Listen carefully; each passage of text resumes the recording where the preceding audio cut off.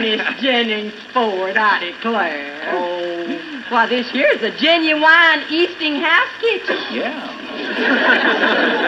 I know it. I had it sent out from home. Well... Minnie, you know what we better do? What? We better explain to the people what an Eastinghouse kitchen is. Yeah, I think you better. Think we better. Yeah, this is... Friends, Lige Eastinghouse, you remember Lige? Knows him well. Knows him. Lige Eastinghouse. Something wrong about knowing Lige? No, but you didn't know him that well at rehearsal. Well, I didn't know nothing at rehearsal, and we ain't through with the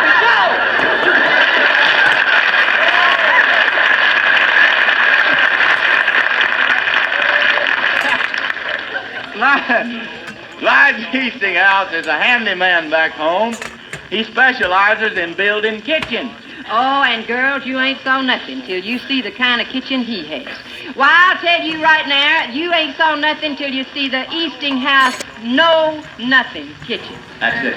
No electricity to turn on, no gas to fuss with, no buttons to push, nothing to do but just work.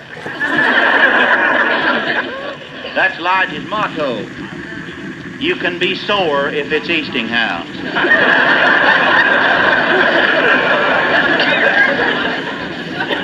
Yeah? You know something? What?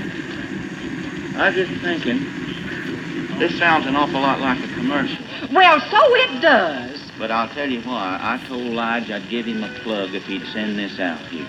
Well, let's do it right now. Show him over there. Neighbors! Neighbors, to the first 10 of you that are lucky enough to get hold of the party line and ring us up, Lige is going to give away absolutely free this here Perkins kerosene lantern. Welcome back to A Country Boy Can Cook, an old dude production. This morning, how about some buttermilk biscuits, a fresh pot of coffee, and the star of the show, tomato gravy. Yeah, it's going to be good. Let's get to this recipe. First, got to have a sip of this coffee. That's the key to starting up in the morning. That's good stuff. All right, just to let you know, there's lots of different recipes on tomato gravy. My mother didn't fix it. My grandmother didn't fix it. But I've mentioned the lady where I used to deer hunt in East Texas, the one that started me on having pinto beans and dumplings together. Yeah, because she made bread every day. And there would be some cold morning she'd come in and she had canned tomatoes out of her garden. This lady was almost 90 years old. I know she's gone now. Excuse me. And she'd take those canned tomatoes and make this tomato gravy. I'd never had it before. And this has been 40 years ago. So I thought I'd bring it back. I've made it since, of course, to share her recipe on how she did it. Now, she didn't use she used canned stuff that she had put up, but I've got canned stuff that I put up from Walmart. Yeah. So anyway, let's get to the recipe. Let's get into making this tomato gravy. I'm hungry. I got a couple of buttermilk biscuits I had in the freezer. I always make a pan of those and put them in the freezer and bring them out and microwave them for a second. And I'm hungry. It's early. I think it's 5:05. Let's get breakfast going. All right, I'm going to turn my pan on.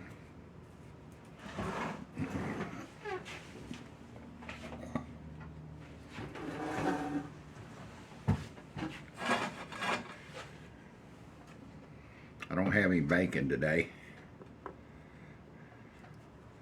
but I do have Bacon Up, which is a really good product. Matter of fact, they send this to me to try out for videos, and I just opened this new can up, or can or jar, I don't know what they call that. So I'm going to take 2 teaspoons, or these are actually tablespoons.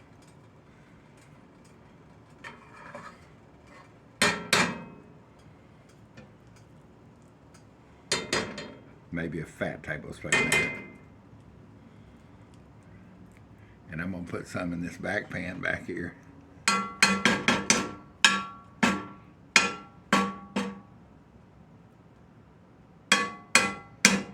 That's for my eggs.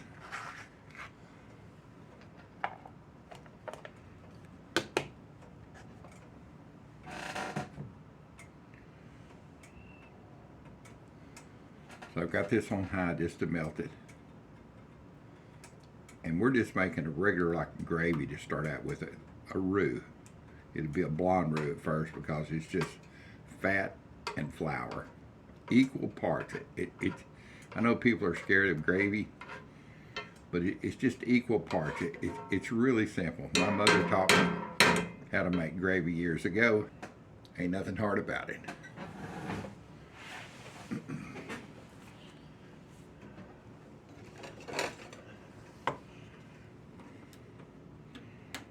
I'll turn this down.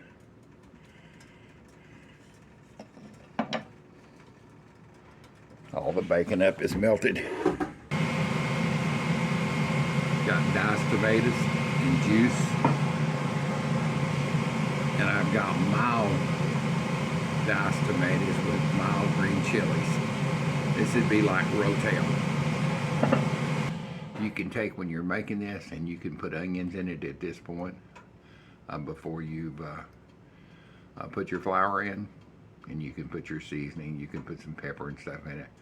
But I'm gonna jump ahead in the cart, and once I make the roux and the tomatoes I add, I will put that rotel or Wally World brand. It catches the tomatoes. You don't have to cook them because they're already cooked. It gets the peppers in there. It's a mild flavor. It's not anything crazy hot, even though I like crazy hot, but my wife does not. But you can do this either way. You can cut up the product, or you can leave them out. Excuse me. Let me get a drink of my coffee here. Clear the old windpipes out. You can put no peppers, no onions. You can just use tomatoes, and you can use tomato sauce. You can use whole tomatoes and mash those down, chopped tomatoes. This recipe has thousands of variations. Well, whatever that is, it has a bunch of different recipes. How's that? It has a bunch of different recipes, so you can make it to your own.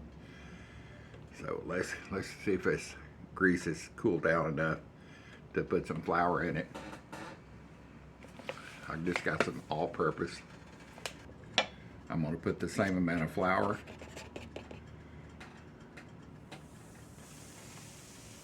as I did grease. That one that I put in was a little fat.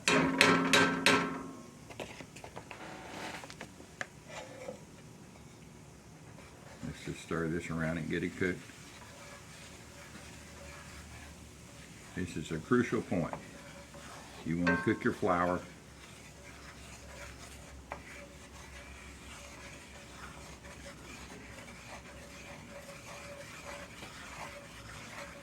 make sure that all the flour and the grease or oil, whatever you're using, you can use butter to do this. Make sure it's all incorporated. If you don't, that's where you'll get a lot of lumps at. And you don't want lumpy gravy tomato. You don't want lumpy tomato gravy. No, that wouldn't be a good thing. So you're going to cook it until it starts getting a little brown. And it'll smell almost like toasted peanuts maybe. That's where I always thought the smell of it is once it reaches a good point. It'll take just a minute. I'm turning the fire up. I had it on low.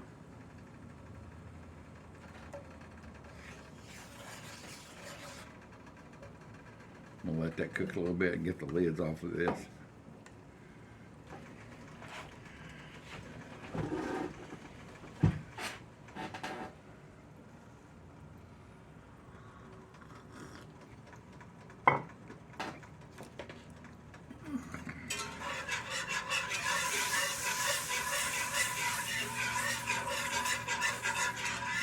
You can see it's turned brown, and of course you're not here, but it's got a toasted smell to it.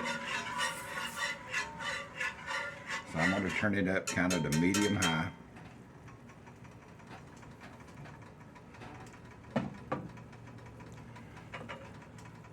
Add my, I think it's 14.5 ounces of chopped, 14.5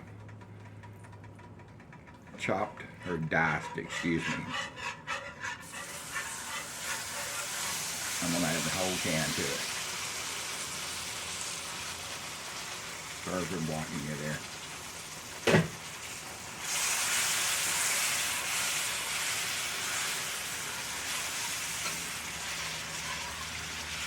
This is where you want to stir it. Stir it up. You're going to cook it down until it starts getting thick, and it won't take long. You can see it's already starting to thicken up.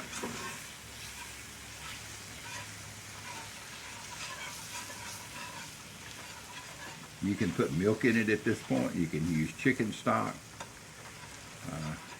Make it your own. You can see it's cooked. It's wanting to stay. It's not running anymore. Wanting to stay mounted up. All right, let's get these potter peppers in. We'll probably have to use some of the juice and the peppers. Rotel or GV or Wally World Brown, whatever you want to call it. I'm going to put some of the juice out of here in here.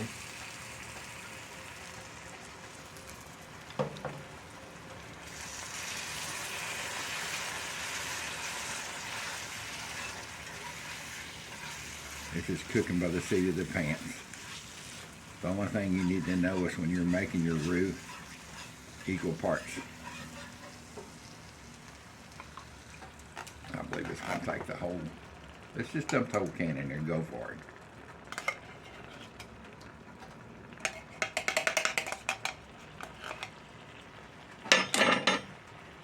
How's that?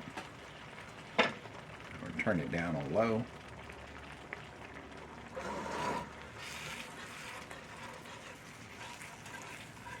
It's basically done. You're just going to let it simmer away for a little bit. You may want to add some more chicken stock at this point. You might want to add some more water. Depends on how thick you want it. I like my gravy pretty thick. Also, this is when I put salt and pepper. I'm going to check and see how the flavor is on it. I'm going to put just a little bit more water in it. Not a lot, just a little.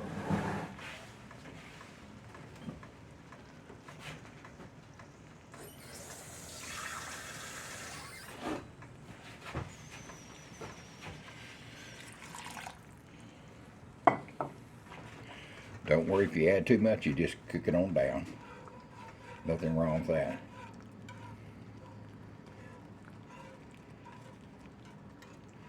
There she is, boys and girls. Boy, it smells wonderful. Now, this ain't like tomato, what they call tomato gravy on Italian sauces or anything like that.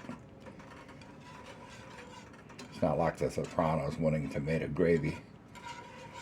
This is Southern tomato gravy. This is real gravy.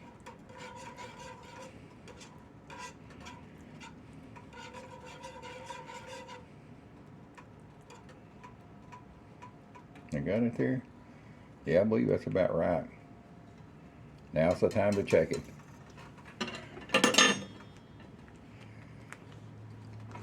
Alright. I'm going to take this and put it on my back burner back here. Just to keep warm. Got my smaller cast iron here. Oh yeah, I can feel the heat coming up. I'm going to turn it back down to medium low. Crack me a couple of hen fruits in here. Hopefully not get any shells in them.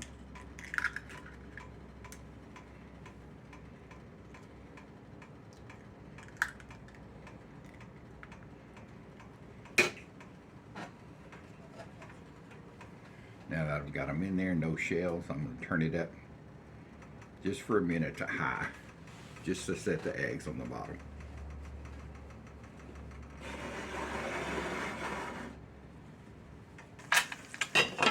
So I'm going to turn these down on really low. I'm going to put a lid on it.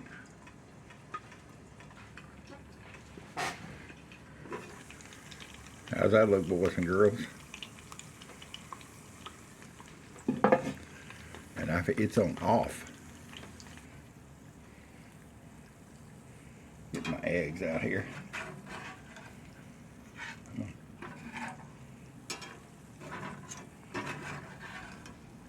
That tomato gravy smells really good.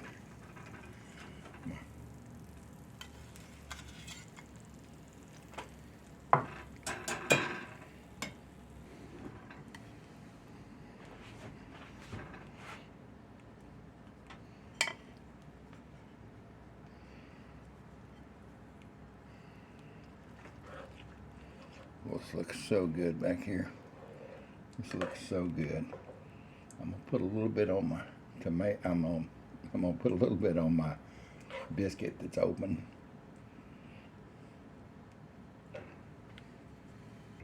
I'm gonna put some salt and pepper. A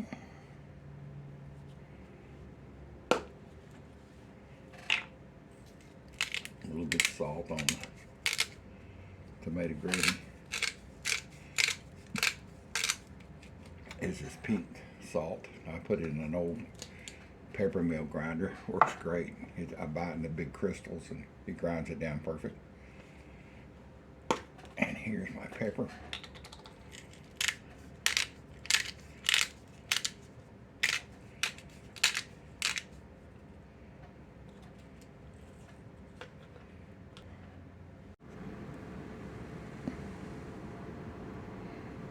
This is going to be a fine breakfast. 2-ingredient buttermilk biscuits, believe it or not. I have a video, and I'll put a link on this video of how I make these. You can make up a bunch and put them in a Ziploc bag. They freeze. I've had these in there for 6 months. I've got to make some more. That was the last 2. A couple of good fried eggs. They were fried in bacon up.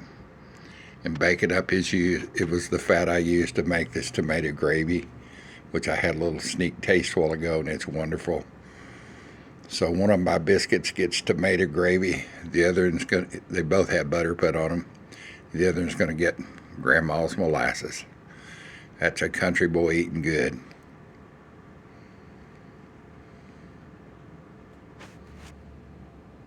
A little taste of the gravy here. See if I've got enough seasoning on it. I put a little salt and pepper here.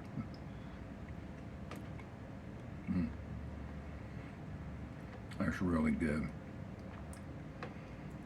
I don't salt or put pepper into anything anymore until I get it finished.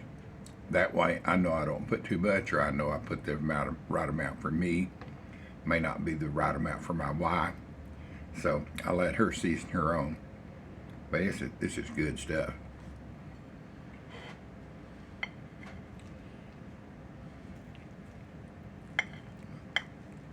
Trying not to make a mess here.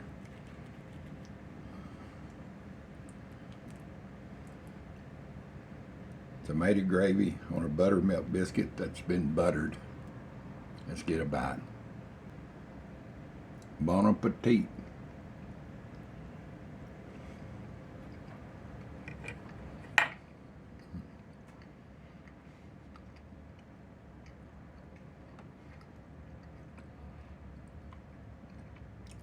That's like a country king being served his favorite breakfast. Except I'm serving myself. What great flavor. You can put this tomato gravy on rice, like for breakfast or in the evenings. A lot of times we will have breakfast at 5 or 6 in the evenings for dinner. So you can do that then. You can also put it on grits. It's really great on grits. And if you really want to go wild, cook you some tomato gravy, and at the end, have you some cooked shrimp you cooked in another pan, and they already have them cooked and kind of sauteed with some Cajun flavors like camp dog on it, and throw those in. And then when you season your tomato gravy with those shrimp, you put a little camp dog in it. Yeah, you talking about good eating there. We'll bring that on up. I'll bring that back to you on another recipe.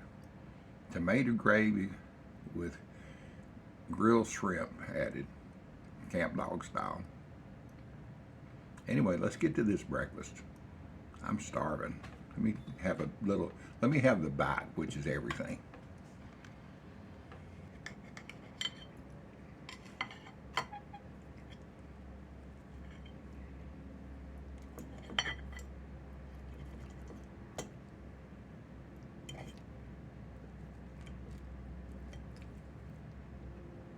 Bon appetit.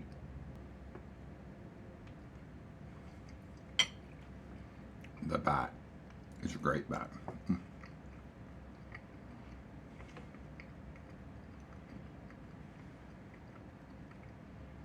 It's so good. Well, thanks for being here with me. I do appreciate you being part of my YouTube family. Let me know if you've ever had tomato gravy. Let me know what part of the country, if you've had it, let me know what part of the country you live on. It's a southern dish, but it may be cooked elsewhere. It may be cooked in different countries. I have no idea. I just know it's a truly southern dish, tomato gravy. Old dude's out of here to have breakfast. I'll catch you on my next video. Bonus footage. Ever wonder why they had that slogan, slow as molasses? Yeah, maybe that's the reason. Grandma's, it's good stuff.